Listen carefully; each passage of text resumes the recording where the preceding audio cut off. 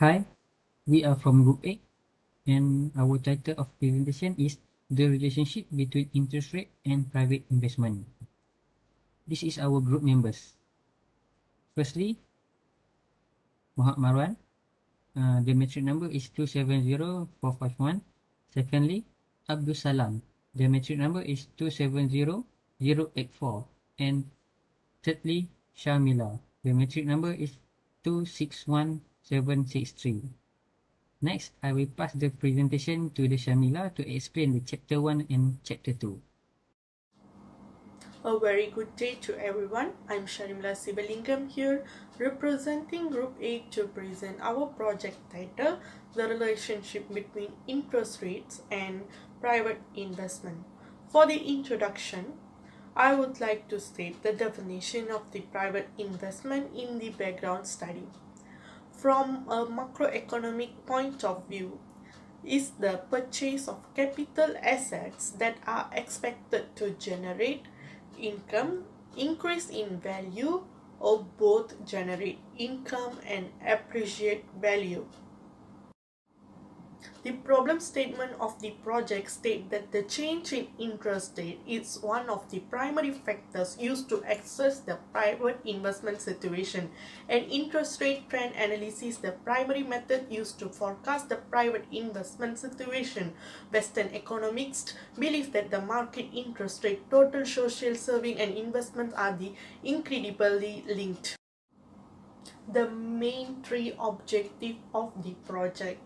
First, investigate relationship between interest rate and private investment. Second, to identify the factors that influence private investment such as savings or GDP. Third, to state the recommendations and relevant strategies for forming economic policy will be presented based on the study's findings. For the scope of study, we mentioned that this study will focus on the relationship between interest rates, money supply, and growth domestic product (GDP) on private investment in Malaysia. Although there are many factors that can influence private investment in Malaysia, the researcher will only focus on the above three factors. In terms of the study period, this study covers the period from 1989 to 2019. The study period of 31 years was because chosen. During that time, there was a continuous development in private investment activities in Malaysia. For the Chapter 2 literature review, we stated that the many previous studies that related to our project, as some of our Uchan and also during 2011 India study discovered that the positive relationship between investment and GDP at their study, while Munir 2010 discovered that saving and interest rate on deposit increase private investment, while according to Keynesian and neoclassical theories, law of interest rates would encourage investment, spending, and economic growth in both developed and developing countries. Then M.C. Keenan in 1973 argued, however, that there is a positive relationship between interest rate, bank deposits, and private investment. Then Obomoyo TM 2009 India study said that based on the relationship between interest rate and investment growth, the findings imply that interest rate behavior is important for economic growth, while Guse and Oritz-Jeffer 2007 stated that implies that the relationship between interest rate, investment, and economic growth is not unidirectional.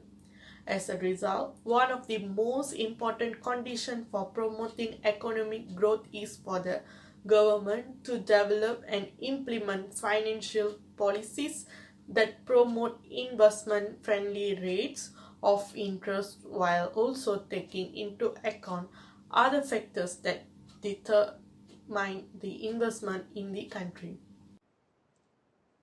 Assalamualaikum, my name is Muhammad Marwan, metric number 270451. First and foremost, thank you to Shamila for the explanation for chapter 1 and 2. Next, I will explain about chapter 3, which is methodology. Firstly, introduction. In this chapter, we estimate the effect of interest rate, gross domestic product, and money supply on private investment by using Malaysian panel data and evaluate the conclusion from previous studies. The method that will be used is through research with data collection and proof based on hypotheses and theses such as statistics and mathematics. This empirical analysis will be presented with multiple linear regression model as well as correlation. Multiple linear regression model were developed to study, describe, and evaluate the relationship between dependent and independent variable, while correlation was used to measure the degree or strength of the relation between two or more variables. To complete this report, annual time series data will be used in this study. Data processing occurred between 1990 to 2020, which is 31 years. To meet the aim of the study, a variety of variables, such as dependent and independent variable, were chosen. The dependent variable in this analysis is private investment, interest rate, GDP, and money supply are the independent variables. After that, about theoretical framework, we use private investment as the dependent variable in the study, with interest rate, GDP, and money supply as independent variable, where the changes in private investment were influenced by changes in three independent variables. Other variables had no effect on the independent variables. This model can be written like this. Next, about econometric model. Based on this model, yi, which is a private investment, is the dependent variable influenced by x1, x2, x3, which is respective consists of interest rate, GDP, and money supply. Next, justification of variable. Based on economic theory of production approach which can relate to government debt, the relation between the independent variable with dependent variable, which is private investment, is interest rate, showing the negative relationship with private investment because higher interest rate will reduce investment, because higher of interest rate will lead to increase the cost of borrowing and require investment to have a higher rate of return to be profitable and vice versa. Next, gross domestic product or GDP also important role to influence the private investment, and it show positive relationship with private investment because investors pay attention to the GDP because a significant percentage change in the GDP either up or down, it can have a significant impact on the stock market. In general, a bad economy usually means lower earning for companies, and this can translate into lower stock price. Next is money supply. It also plays an important role to influence the private investment because by increasing the amount of money in the economy, the central bank encourage private consumption. Increasing the money supply also decrease the interest rate, which encourage lending and investment. The increase in consumption and investment leads to a higher aggregate demand. Thus, money supply show the positive relationship with private investment.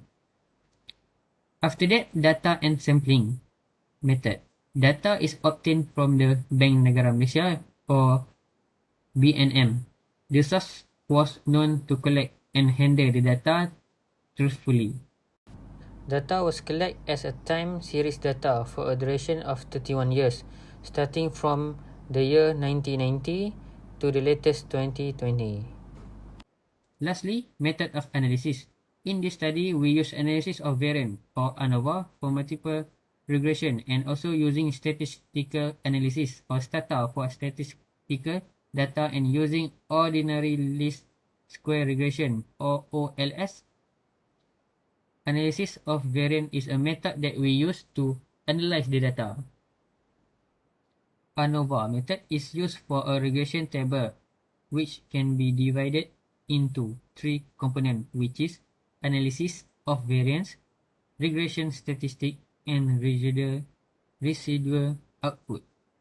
We use ANOVA table for multiple regression purpose. Next, Stata is a powerful statistical software that enables users to analyze, manage, and produce graphical visualization of data. It is primarily used by researchers in the field of economics, biomedicine, and political science to examine the data pattern. It has both a command line and graphical user interface, making the use of the software more intuitive. Stata is very common among students because it is easy to understand and can analyzing our data perfectly. Next, ordinary least squares or OLS is an analysis that is used to estimate the relationship between dependent variable and independent variable. The usage of the the usage of the estimator is the ordinary least square approach or OLS, since it followed all the classical linear regression process assumption or blue estimators, best linear and unbiased estimator. This research also include a test to show that there is autocorrelation using the Durbin-Watson test, the Brush-Pagan test to prove heter heteroscedasticity, and the variance inflation factor to test for multicollinearity problem in our independent variable. Next, I will pass the presentation to the Abdul Salam to explain the Chapter 4 and Chapter 5. Assalamualaikum and hi to Professor Dr. Salahuddin Hassan and my fellow friends. My name is Abdul Salam bin Abdul Hamid and my matrix number is 270084. I will present on Chapter 4, which is Result and Discussion, and Chapter 5, Conclusion and Policy Recommendation. The first thing that will be discussed on Chapter 4 is descriptive analysis. From diagram 4.1 above, we can see that minimum value for the private investment is 946.60 million, while the maximum value is 6,040.9 million. The mean is 2,120 and 2.297 million, and the standard deviation is 910.4255 million. The mean is higher than the standard deviation, indicates that the data are less spread out and the data are clustered around the mean.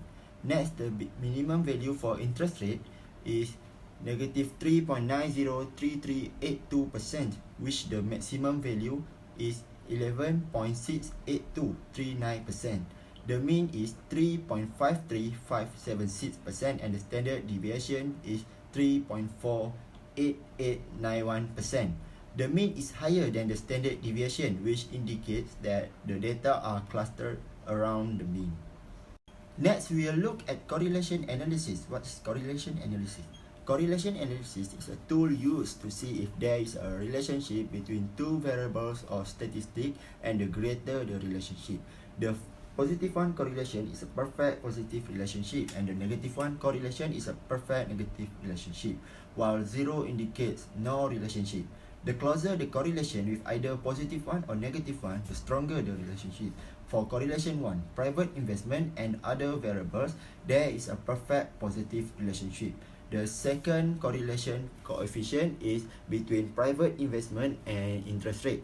The correlation coefficient is R equal to negative 0.2147. This shows a moderately strength negative correlation between private investment and interest rate. The significant level is 0.2462. This shows the correlation is not statistically significant because the significant level is greater than 0.05. The third correlation coefficient is between private investment and money supply. The correlation coefficient is R equal to 0.7279, which explains very high positive correlation coefficient between variables, and the last correlation coefficient is between private investment and gross domestic product GDP. The correlation coefficient is R equal to 0.6526, which explains a weak strength positive correlation coefficient. Both correlation show statistically significant because the significant level is lower than 0.05, which is 0,000 and 0,001 respectively. Next, we move to the next section on Chapter 4, Multiple Regression Analysis. A coefficient of interest rate of negative 39.29155 indicates a negative relationship between interest rate and private investment, which suggests that a unit increase in interest rate will result in a unit decline in private investment of 39.29151 units. A money supply coefficient of 3.5 for E-09 suggests that a unit increase in money supply will result in a 3.5 for E-09 unit rise in private investment, indicating a positive link between money supply and private investment. A GDP coefficient of negative 3.185282 indicates that a unit increase in GDP will result in a 3.185282 unit decrease in private investment, demonstrating a negative relationship between GDP and private investment. The interest rate has a p-value of 0.231 in the above figure, which is more than the significant level of 0.05, indicating that it is not significant in the model. The p-value for money supply is 0.001, which is less than the 0.05 significant level, showing that it is significant in the model. GDP has a p-value of 0.010, which is less than the 0.05 significance level in the model, showing that it is significant. Because the p-value of 0.000 is less than the 0.05 significant level, we infer that the relationship between the variables in the model is statistically significant. Next, we'll look at this bond. The R squared is 0.5972, which with the R squared is 0.6375, which is 63.75%, can be explained by interest rate, money supply, and GDP. Meanwhile, 36.25% from the remaining of other changes are explained by other variables other than these three independent variables. In Chapter 5, I will present a summary of the findings and policy recommendations. The title of the report is The Relationship Between Interest Rate and Private Investment in Malaysia. There got three objectives to discuss more about the title, which is the relationship between interest rate and private investment, the factors influencing private investment, thirdly, recommendations and strategies in the formation of economic policy to overcome the issues which rising because of interest rate and private investment. To conduct this study, we choose secondary data, and data was collected as a time series data for a duration of 31 years, starting from the year 1990 to the latest 2020 of private investment, interest rates, GDP, and money supply. We divided all the variables into two groups, which is the dependent variable and independent variable. The dependent variable is a private investment million, while the independent variables are interest rate, GDP, and money supply. To get the accurate result, we conducted three tests, which are descriptive statistics, correlation analysis, and also the multiple regression. By doing all this, we can conclude that private investment was affected by all the independent variables, which are interest rate, GDP, and money supply at Malaysia. Next, I will discuss on policy recommendations. The findings of the study lead to the following recommendations. A sustainable monetary policy that increases money supply while encouraging private investment should be established by the government, preferably through the National Economic Planning (NEP). It is important to maintain and emphasize the significant role played by GDP and other monetary policies in the expansion of private investment. That the gross domestic product (GDP) and other monetary measures have always resulted in a significant increase in the growth of private investment to economic growth is undeniable.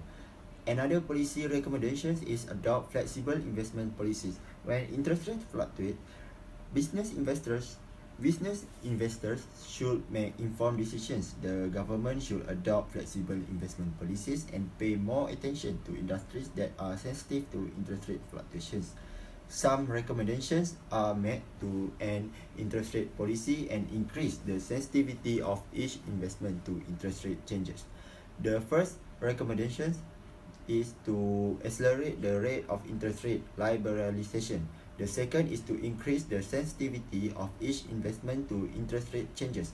As a second step, improve investment channels and the business climate. Lastly, firms should make their investment more sensitive to interest rate.